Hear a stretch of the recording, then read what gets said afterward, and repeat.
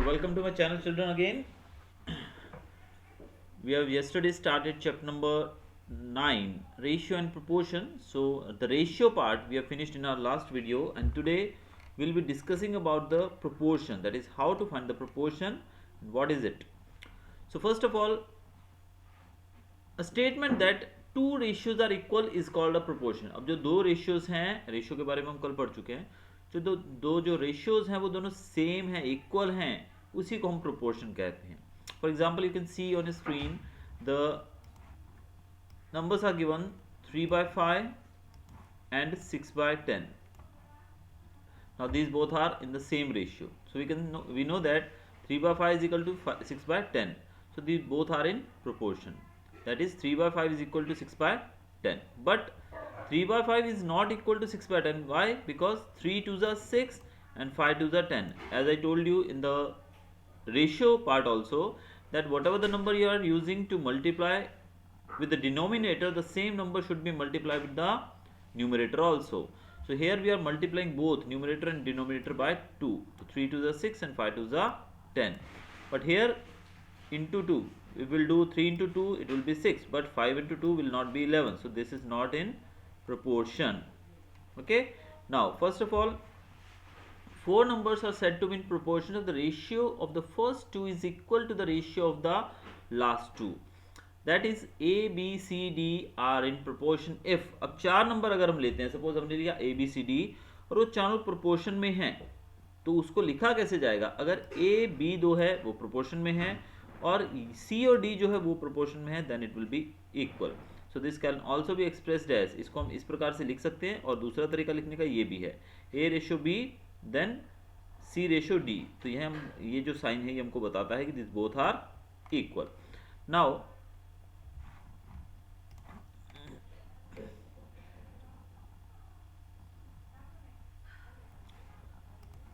In the proportion A ratio B, C ratio D, A, B, C, D are called the terms. इनको हम बोलते हैं first, second, third and fourth term. A जो है first, B second, C third and D fourth term. Now first and fourth terms of a proportion are called extreme terms, या फिर इसको extremes भी कहा जाता है. किसको? फर्स्ट और फोर्थ को. यानी कि we are talking about A and D. So A and D are called extreme terms, and remaining, that is C and B, B and C, they are called, C and B are called, sorry, middle terms. इनको हम middle terms कहते हैं. तो ये दोनों नाम भी आपको याद रहने चाहिए कि कौन सा टर्म जो है वो मिडिल टर्म है और कौन सा टर्म जो है वो आपका एक्सट्रीम टर्म है. अब इनके बीच में रिलेशन देखते हैं. A ratio B is equal to C ratio D. Now here we have A into D is equal to B into C. यानी कि अगर हम इस तरीके से रेशो लिखते हैं, जैसे कि A रेशो B का मतलब होता है A अपॉन B और दूसरा होता है हमारा C रेशो D. तो इसमें क्या करते हैं हम, ये जो है दिस इज क्रॉस मल्टीप्लीकेशन, यानी कि A जो है वो D से मल्टीप्लाई होगा और B जो है वो C से मल्टीप्लाई होगा. So we can say that A D, यानी कि प्रोडक्ट की बात करें, A into D is equal to B into C, यानी कि BC. अब इसके लिए कुछ एग्जाम्पल्स अगर आगे देखें हम तो कर सकते हैं. देखिए, now here you can see determine the following are in proportion. ये प्रोपोर्शन में है कि नहीं ये हमें फाइंड आउट करना है. तो देखिए ये चार टर्म्स दी गई. अब सबसे पहले हमें क्या है, प्रोडक्ट एक्सट्रीम्स, यानी कि जैसे कि हमने पीछे देखा A इंटू डी होता है, यानी कि एक्सट्रीम्स. ये चीज़ आपको यहाँ से भी याद रख सकते हैं आप. एक्सट्रीम्स कौन से हैं? A और D. तो A इंटू डी और B इंटू सी रहता है. तो A into D and B into C. तो इसको हम यही चीज़ जो है फॉलो करके हम निकाल सकते हैं. तो प्रोडक्ट ऑफ एक्सट्रीम्स यानी कि A इंटू डी. A है हमारा 2 और D है अपना 5, तो 2 इंटू 5 हो गया, दैट इज 10. और दूसरा जो हमारा है प्रोडक्ट ऑफ मीन्स. मीन्स जो कि ये बीच वाले जिनको मिडिल टर्म्स भी कहते हैं, 3 एंड 4. तो 3 4s are 12. Now since 10 is not equal to 12, so these both are not in proportion. ये प्रोपोर्शन में नहीं है. क्यों? क्योंकि अगर हमने मिडिल टर्म्स को मल्टीप्लाई किया, प्रोडक्ट ढूंढा, that is not equal to the product of the extremes, जो कि लास्ट टर्म्स जो है, first and the last term, that is A and D. एक बार फिर से इसको ध्यान से, अब दूसरा समय आपको बता रहा हूँ उसको देखिए. अब ये है हमारा, तो इसमें आपको पता है A जो है वो है 4, B is equal to 6 and C equal to 8 and D is equal to 12. So as per the rule A into D, तो A into D means AD यानी कि 4 into 12 and the mean product of the mean terms, that is B into C. B is 6 and C is 8. What it will be? 12 4s are 48 and 8 6s are 48. So these both are same. So this is in proportion. We can say that A ratio B is equal to C ratio D. Now this is the first method. One more method is given, that is the alternate method. जो भी आपको easy लगे you can follow that one. But ये दूसरा method क्या है? तो आप सिंपली क्या कर सकते हैं, जो A और B इनको नाम देंगे हम लोग, तो आपको पता है A B नाम देंगे तो A 4 है और B 6 है हमारे, जैसे कि यहाँ पे मैंने लिखा है A is 4 and B is 6. तो पहला रेशियो क्या बनेगा 4/6 और दूसरा रेशियो होगा हमारा C/D यानी कि 8/12. अब इन दोनों को रिड्यूस फॉर्म में ले लीजिए, लोएस्ट फॉर्म में ले लीजिए. कैसे होगा 2 2 4 2 3 6. Here it will B 4 2 8 4 3 12. अब इससे ज़्यादा ये लोएस्ट टर्म में नहीं जा सकते. You can see here it is 2/3 and here also 2/3. So they are in proportion. So this way you can find out whether the given ratios are in proportion or not. चलिए चलते हैं आगे. Okay, the picture is not clear, so I won't be able to explain what it is written. So I'll be moving on to this sum. The fourth one example is given. Now first, second, third terms of a proportion are given. Find its fourth term. अब ये देखिए जो main sums आ रहे हैं इसमें अब ये आएंगे. टिल नाउ तो सिंपली आप कर सकते हैं कैसे करना है इसको, बट यहाँ पर आपको फर्स्ट सेकंड थर्ड टर्म दी है, फोर्थ टर्म में फाइंड करनी है. तो सबसे पहले मैं यहाँ पर फर्स्ट के लिए F लिख रहा हूँ, सेकंड के लिए S लिख रहा हूँ, थर्ड के लिए T लिख रहा हूँ और फोर्थ के लिए FR लिख रहा हूँ. तो here you can see F यानी कि first term is 20, the second term given is 1818 and the third term is given 4040. Now these things are given. तो हमेशा जब भी मैथ्स में कोई सम आता है तो उसकी जो गिवन थिंग्स होती हैं उसको आप नोट डाउन करिए सबसे पहले. Now the fourth term we have to find out. So यहाँ पर हमारा क्वेश्चन मार्क है. ठीक है, तो सिंपली अगर हम देखने जाएं जो फॉर्मूला हमने अपनाया है उसी से करेंगे. चलिए देख लेते हैं. Now what ever they have given what will be doing, हम देखते हैं. फोर्थ टर्म जो है उसको हम मान लेते हैं x. तो फोर्थ टर्म की जगह मैं लिख रहा हूँ यहाँ पर x. So this is x और we can say whatever, चलिए x ही ले लेते हैं. अब रेशियो का जो फॉर्मूला था हमारा कैसे था, प्रोपोर्शन कैसे निकालना है हमको, यानी कि a अपॉन, अगर ये फर्स्ट टर्म सेकंड टर्म है समझो कि ये a है, ये b है और ये c है, जो कि हमने पिछले सम्स में देखा है ABCD के हिसाब से. ठीक है, तो पहला रेशियो होता है a/b. तो a/b क्या होगा 20/18 और c/d कितना होता है, c है हमारा 40 और d को हमने माना है x, तो उसकी जगह हम x लिखेंगे. तो ये है हमारा. अब x हमारे पास नहीं है, बाकी सब चीज़ें हैं. तो व्हाट वी विल डू, ये जो x है इसको उधर ले जाएंगे मल्टीप्लाई. ये इधर डिवाइड में है नीचे तो उधर जाके ऊपर चला जाएगा. 18 या नीचे है तो वो उधर चल के ऊपर चला जाएगा. तो ये टर्म कैसी हो जाएगी हमारी 20 इंटू एक्स, यानी कि 20 इंटू एक्स. एक्स मैंने स्मॉल कर दिया यहाँ पर मेरा कैपिटल था तो डोंट गेट कंफ्यूज. तो ये होगा 20 इंटू एक्स. एक्स कैसे ऊपर गया, क्योंकि बीच में इक्वल टू का निशान है एंड साइन जो है इक्वल टू का, जब उसके हम उस तरफ जाते हैं तो इधर अगर डिवीजन में है तो उधर मल्टीप्लाई हो जाएगा, अगर इधर मल्टीप्लाई में है तो उधर जाके डिवीजन में आ जाएगा. तो यहाँ पर हम सिंपली देख सकते हैं कि इधर नीचे है तो ऊपर चला जाएगा, इधर ऊपर है तो उधर नीचे चला जाएगा. That's all. Will be equal to 4040 और ये 18 जो है यहाँ पर नीचे है ये उस तरफ चला जाएगा.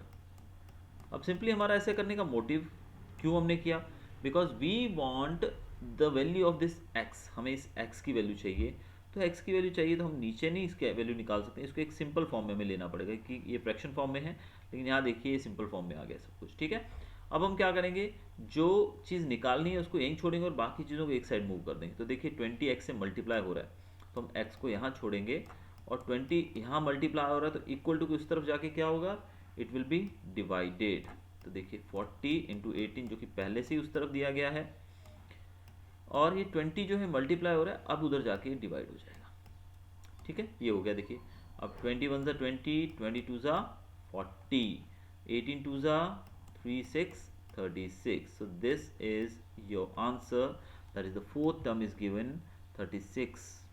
तो ये है आपका बहुत ही आसान तरीका एंड आई वुड प्रेफर कि आप यही फार्मूला लीजिए। सिंपली आपको एक ही रूल याद रखना है, जो कि A upon B C upon D, तो हमने याद किया अभी पीछे कि ए अपॉन बी होता है और सी अपॉन डी होता है, जिसे रिड्यूस फॉर्म में किया था पीछे अभी। अब वो जो है दोनों, उसमें से आपको ये याद रखना है, यहाँ डिवीजन है तो यहाँ मल्टीप्लाई हो जाएगा, यहाँ डिवीजन है तो यहाँ जाके मल्टीप्लाई होगा, यहाँ ये मल्टीप्लाई है तो उधर जाके डिवाइड हो जाएगा। Then this way you can find out the answer. तो अभी मैं एक और सम आगे जो ले रहा हूँ, एग्जाम्पल दिया गया है, the ratio of the income to the expenditure of a family is 7:6. Find the savings if the income is this. अभी इनकम दी गई है और रेशियो दिया गया है, तो इन्होंने रेशियो किस चीज़ का दिया, इनकम टू एक्सपेंडिचर, यानी कि इनकम जो है ये है और एक्सपेंडिचर यानी कि खर्चा है 6। अब हमें फाइंड करना है कि सेविंग्स हैं कितनी है। ठीक है, तो चलिए पहले हम क्या करेंगे, एक्सपेंडिचर को हमने x माना, समझिए एक्सपेंडिचर को हमने क्या ले लिया, x, खर्चा कितना हो रहा है, x हो रहा है। ठीक है, अब इस चीज़ में आपको दो चीज़ों का ध्यान रखना है कि रेशियो एक तरफ है और दूसरी चीज़ें जो दी गई हैं, एक्सपेंडिचर, एक्सपेंडिचर मतलब खर्चा, और दूसरा है सेविंग। ठीक है, अब यहाँ पर हमें ये दो रेशियोज दिए गए हैं, लेकिन ये रेशियो नहीं दिया गया, एक ही रेशियो है हमारे पास, तो हम खर्चे को मानते हैं x, तो क्या होगा हमारा जो रेशियो बन जाएगा, यानी कि find the savings if the income, income दी गई है, यानी कि यहाँ पर देखिए इनकम का रेशियो भी दिया गया है और इनकम भी दी गई है। यहाँ पर खर्चे का, एक्सपेंडिचर का रेशियो दिया लेकिन एक्सपेंडिचर नहीं दिया, समझ रहे हैं आप। तो हमें दो ही चीज़ें मिली है, एक तो है इनकम, एक है हमारा एक्सपेंडिचर यानी खर्चा। अब इनकम जो है उन्होंने बता दी कि इनकम का रेशियो जो है वो है 7 और इनकम कितनी है 21,000 है, ये दो चीज़ें हमें मिल गई यहाँ पे। लेकिन एक्सपेंडिचर की बात करें तो हमें रेशियो तो 6 दिया है, लेकिन एक्सपेंडिचर कितना है वो हमें नहीं पता है, तो उसको हम x मान लेते हैं, तभी रेशियो बनेगा। ठीक है, अब क्या करेंगे, इन्होंने इसका रेशियो दिया 7:6, यानी कि ये हो गया हमारा 7/6, और इधर कितना है हमारा 21,000 और दूसरा हमने माना x। ठीक है, तो ऑब्वियसली इस तरफ हम कैसे बनाएंगे, ये बनेगा हमारा रेशियो 21,000 जो है दैट इज द इनकम, तो इनकम टू एक्सपेंडिचर दिया गया, तो एक्सपेंडिचर इनकम के बाद आएगा, यानी कि 21,000 रेशियो x आएगा, क्योंकि जैसे कि यहाँ पे बताया गया इसके हिसाब से मैं चल रहा हूँ। देखिए the ratio of the income to the expenditure, तो इनकम जो है वो पहले ली गई है and the other one is given for the expenditure. तो इनकम कितनी है यहाँ पर 21,000, 21,000, so we will taking it first, that's why because it's given in the sum. Now next is expenditure, तो एक्सपेंडिचर उसके बाद आएगा, is equal to 7:6, 7:6 as given in the question. ठीक है, अभी आ गया। अब आपको पता है 21,000 अपॉन एक्स हो जाएगा, इसको कैसे लिखेंगे हम, 21,000 अपॉन एक्स। क्यों, क्योंकि जो ये समझो ये ए है, ये बी है, ये सी है, डी है, तो ए अपॉन बी हो गया, इज इक्वल टू 7/6। अब आपको सिर्फ जो अरेंज करने में जो लगेगा समय, वहीं अगर गलती हो गई तो then you lose your marks. But अगर उसको आपने बड़ी समझदारी से ये चीज़ देख ली कि इनकम और एक्सपेंडिचर का ये रेशियो दिया है और गिवन है इनकम इन नंबर्स, तो इनकम अकेली दी है, एक्सपेंडिचर नहीं दिया, तो आपको इस प्रकार से सॉल्व करने में आसानी होगी। यही चीज़ समझने की है इसमें, और कुछ नहीं है। अब आपने जब इसको ऐसे अरेंज कर लिया, अब आप जानते हैं कि x जो है वो उधर ले जाएंगे और 6 इधर आ जाएगा, तो ये क्या बन जाएगा हमारा, ये हो जाएगा 21,000 इंटू 6, क्योंकि 21,000 का 6 उधर से आकर इसको मल्टीप्लाई में हो जाएगा, और उस तरफ हमारा जो x है वो ऊपर चला जाएगा, तो x को हमने ऊपर ले लिया। ठीक है, अब x को ऊपर ले लिया और x यानी कि 7 से मल्टीप्लाई होगा, तो जैसे कि हमने पिछले सम में किया था x इंटू 7 हो जाएगा, यानी कि ये इससे मल्टीप्लाई हो जाएगा और ये इससे मल्टीप्लाई, तो इक्वेशन ऐसी होगी। अब 7 को इधर नीचे ले जाइए, x को यहीं छोड़ दीजिए, यानी कि 21,000 के साथ आपने क्या किया, 21,000 इंटू 6 अपॉन 7, तो 7 नीचे आ गया, तो 7 से इसको कट कर दीजिए, तो ये हो जाएगा आपका 3,000। ठीक है, अब 6 3 18, यानी कि 18,000 आपका एक्सपेंडिचर आ जाएगा। सो this is the answer. Just the thing that we have to keep in mind, we have to see that what is the ratio given, first income then expenditure। इसका मतलब इनकम जो है वो 7 बताई गई है और एक्सपेंडिचर जो है वो 6 बताया गया है। अब एक्सपेंडिचर और ये दिया गया है, अब सेम वे इनकम और एक्सपेंडिचर में से नंबर, यानी कि रुपए में इतना क्या दिया है, 21,000 दिया है, यानी कि इट इज़ इनकम, तो इनकम दी हुई है, एक्सपेंडिचर नहीं है, तो एक्सपेंडिचर को हम एक्स मानेंगे और वो नीचे आएगा। तो इस तरीके से आप इसको कर सकते हैं। चलिए कुछ और सम्स इसके देख लेते हैं रिलेटेड। अब यहाँ पर एक और सम दिया गया है, इन 5 minutes Surbhi can prepare 12 letters for mailing at the same rate, how long would take her to prepare 192 letters. थोड़ा ये मिसप्रिंट है, so I can't see what it's written here, तो नेवर माइंड। अब यहाँ पर कहा गया कि 5 मिनट के अंदर सुरभि जो है इतने लेटर्स मेल कर सकती है, मेल के लिए प्रिपेयर कर सकती है, और उसी रेट पे उसको कितना समय लगेगा 192 लेटर्स बनाने में।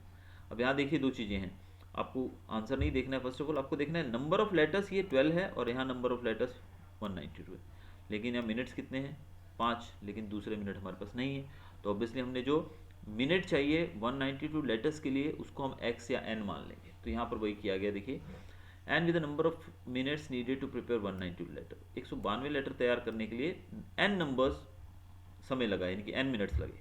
ठीक है, तो आप जानते हैं यहाँ पर कि 5 मिनट में उसने कितने किए थे 12, 5 मिनट में उसने कितने किए थे 12 किए थे, तो 5/12 हो जाएगा। अगर इसको ये मानते हैं और 12 जो है 5 पहले दिया 12 बाद में है, तो हम इसको 5/12 लिख सकते हैं कि 5 मिनट में उसने 12 लेटर्स तैयार किए। अब 192 लेटर्स में कितना टाइम लगेगा, अब आप जानते हैं टाइम ऊपर दिया गया है तो टाइम ही हम ऊपर लेंगे यहाँ पे भी, क्योंकि टाइम के साथ में टाइम आएगा, नीचे हमने लेटर्स लिए थे 192 है वो नीचे आ जाएगा। अब फिर से क्रॉस मल्टीप्लाई कीजिए तो आपका हो जाएगा, ये देखिए n × 12, n इधर आके ये 12 ऊपर चला जाएगा और 192 उधर चला जाएगा, तो 5 × 192। अब 12 इधर से नीचे आके इसको डिवीजन में ले लेगा और आपका आंसर आ जाएगा 80, यानी कि 80 मिनट लगने वाले हैं उसको। द सेम नेक्स्ट सम जो हमारा है वो देख रहे हैं अभी, an electric pole cast shadow of length 20 metres at a time when a tree 6 metres high, यानी कि ट्री की हाइट दी है 6 मीटर और उसकी शेडो की लेंथ है। नाउ लेंथ अगर उसकी 8 मीटर हो तो शेडो कितनी जाएगी, cast shadow of length 8 metres, find the height of the pole. Sorry, यहाँ पर हाइट ढूंढनी है हमें पोल की और उसकी जो शेडो दी गई हमको, तो यहाँ पर अभी पहले हम जनरली इसका देखें कि क्या कुछ दिया गया है। तो एक पोल है जिसकी शेडो जो है 20 मीटर जाती है, यानी कि this is the length of the shadow and this is the height. अब यहाँ पर शेडो दी गई है लेकिन दूसरी हाइट नहीं दी गई, तो ऑब्वियसली 6 मीटर उसकी हाइट है तो 20 मीटर उसकी शेडो है। अब 8 मीटर उसकी शेडो है तो उसकी हाइट कितनी है वो ढूंढना है हमको, तो हाइट हम n मान लेते हैं पहले। Now height of the tree ratio length of the shadow, तो यहाँ पर देखिए हाइट ऑफ द ट्री हमने ले ली पहले, हाइट कितनी है 6 है और शेडो कितनी वो दे रहा है 20 मीटर, तो 20 मीटर शेडो दे रहा है। और दूसरा दिया है शेडो है 8 metre, find the height of the pole, height बतानी है पोल की। ठीक है, या थोड़ा सा मुझे क्वेश्चन में शायद लग रहा है मिस्टेक हुई है। An electric pole cast shadow of length 20 metres at a time when a tree 6 metre cast shadow of length, हाँ यहाँ पर कहा गया है सॉरी कि 6 मीटर का जो एक पेड़ है उसकी शेडो है 8 मीटर, 6 मीटर के पेड़ की, यानी कि पेड़ की हाइट है 6 मीटर, उसकी शेडो है 8 मीटर, तो यानी कि 6/8 यानी कि 6:8, ये पहला हमने निकाला है 6/8, क्योंकि क्वेश्चन में थोड़ा कन्फ्यूजन था लगभग। व्हेन ट्री 6 मीटर्स, अब यहाँ देखिए कुछ मिस्टेक यहाँ पर, मतलब आगे कुछ वर्ड्स मिसिंग है, that's why the mistake occurs. तो when a tree 6 metres high cast shadow of 8 metre, यानी 6 मीटर ऊंचा जो पेड़ है वो 8 मीटर की हाइट शेडो देता है, तो 6/8 आ गया।